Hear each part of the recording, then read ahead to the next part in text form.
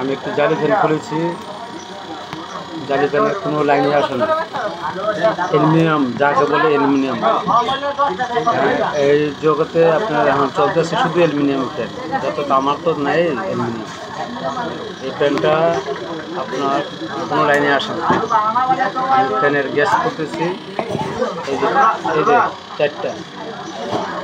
চারটার থেকে আমি এখন কয়েলের যে গ্যাসগুলো চারটা থাকে না, চারটা বাজবে, একটা এই যে আরেকটা, দুটোটা একটা ঠিক করেছি আর ওটাও ঠিক করতেছি।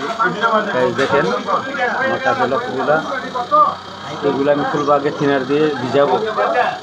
ভিজানোর পর একটু পরে আমি টান দেবো, আস্তে আস্তে করবো। যদি আমি এই থিনারটা না দেই, যদি টান দেই সবগুলো ফাইবার, তাহলে আমার অ্যালুমিনিয়ামের যে তারগুলো এমনিতে নরম, একদম নরম, চুলের থেকেও একদম নরম।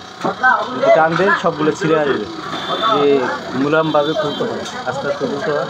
খোলার পরে ওই মাথাগুলো আছে না, কার্বন জমে যায়, কার্বনগুলো ফালায় আবার নতুন করে ফেস দিয়ে আবার নতুন করে বানলে তো তারগুলো লক্ষ্য এটা করতেছি, এটাও হয়ে যাবে। এই যে গ্যাসগুলো, এই যে গ্যাসগুলো খুলতেছি, দেখেন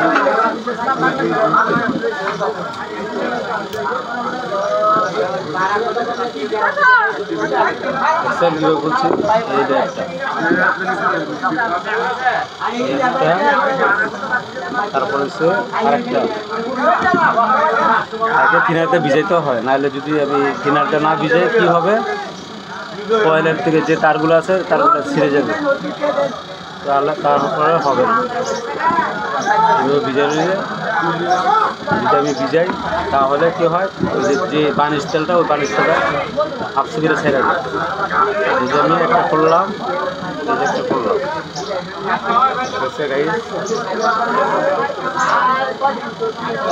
এমনি তো খুব থাকতে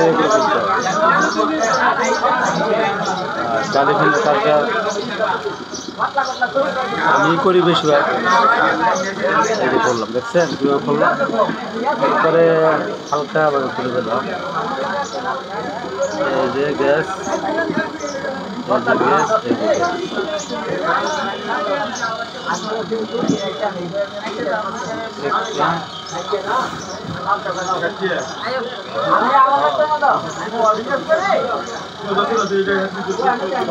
ওকে।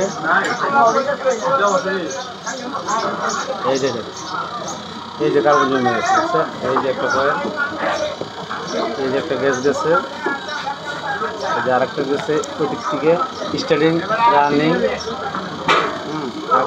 দেখছেন পুড়ে গেছে, এই দেখুন, এই যে পুড়ে গেছে, এই দেখুন, এই যে আপনার যে মেন লাইন, পজিটিভ যে লাইনগুলো, এই লাইনগুলো পুড়ে গেছে। কয়েল কীভাবে চলবে দেখছেন, এই কয়েলের কাজ কেউ করে না সহজে, আমি এগুলো করি।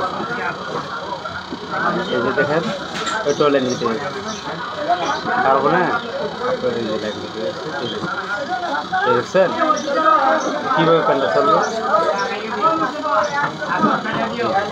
দুটো লাইন আমি এখন লাগাবো, তারপরে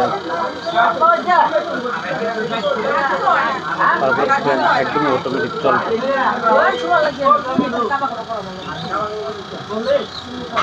এই যে গ্যাস